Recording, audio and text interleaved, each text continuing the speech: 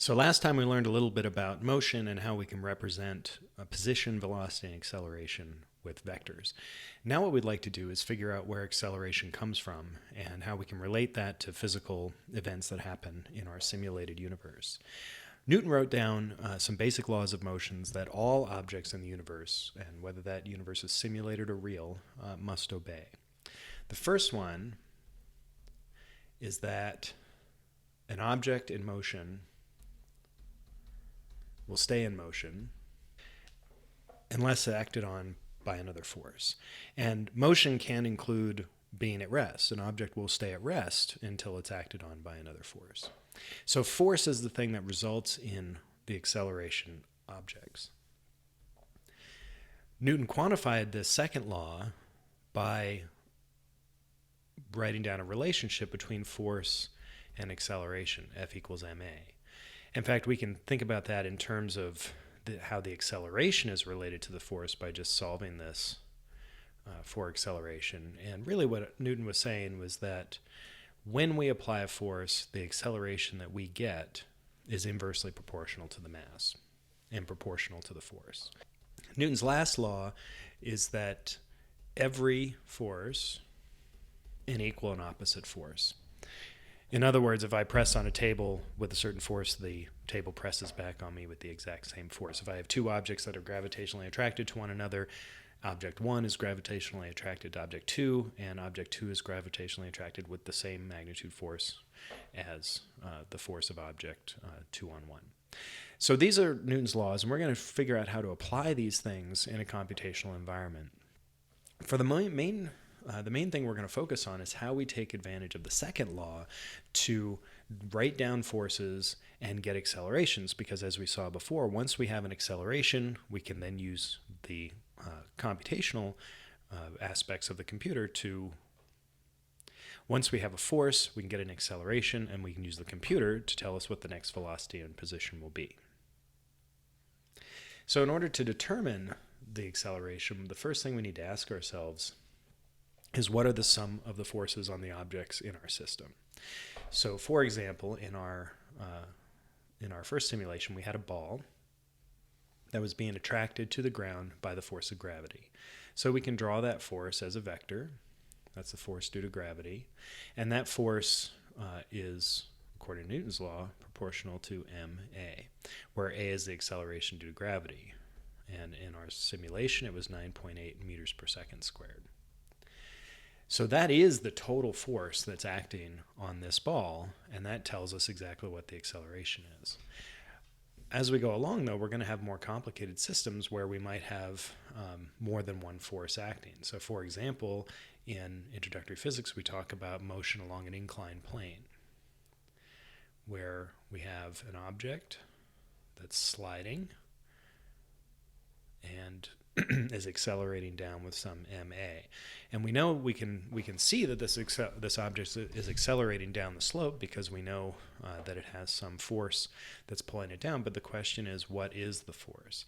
And if you have things like friction in there, and you have gravity, and because of Newton's third law, you have, the force of the plane on the object, that's the normal force.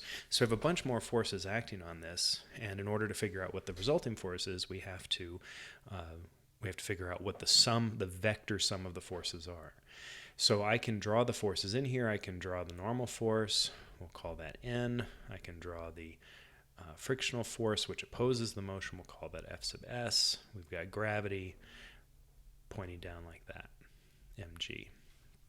And so those are the forces that are acting on this object. And if we do the vector sum of these things in components, we can figure out how that relates to ma. And as you remember from physics, we can just break these up into components. So the x position or the x acceleration and the y acceleration is just going to be given by the sum of the forces in the x direction and the sum of the forces in the y direction. And you might remember some clever little tricks for making this object simple, but this works for any sort of coordinate system, any Cartesian coordinate system. And computationally, it's just a matter of summing up the forces in each of the directions. Now, if we go back and look at Newton's second law, though, there's some interesting stuff that comes out of this as far as computation is concerned. So this is how we typically see Newton's second law. I want to rewrite that as that. So we have the acceleration is equal to the force divided by the mass. Now the acceleration is the second derivative of the position. So I can write that down, and that's just a calculus definition of acceleration. So that's equal to the force divided by the mass. But we want to notice here that I can break this guy up into two pieces. I can say that, well, the acceleration is really just the time rate of change of the velocity, and the time rate of change of the position is just the velocity. And this first thing was related to the acceleration itself, which is F over m. So I have two first-order differential equations, which you already know the solution of, that will allow me to compute what happens to the position and velocity over time. So let me just draw those down again. We've taken our d2x dt squared, which is our acceleration. We've related that to the velocity. It's the time rate of change of velocity, and that's just the ratio of the force over the mass. The time rate of change of the position is just the velocity. And then here's our two equations. And we know the solution to this equation for a sufficiently small time step, if we think about this in terms of our calculus, is some starting velocity plus the acceleration times the change in time. And this is the position, some starting position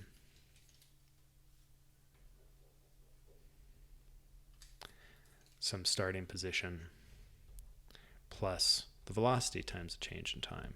And these were the two equations we used to compute the motion of our ball.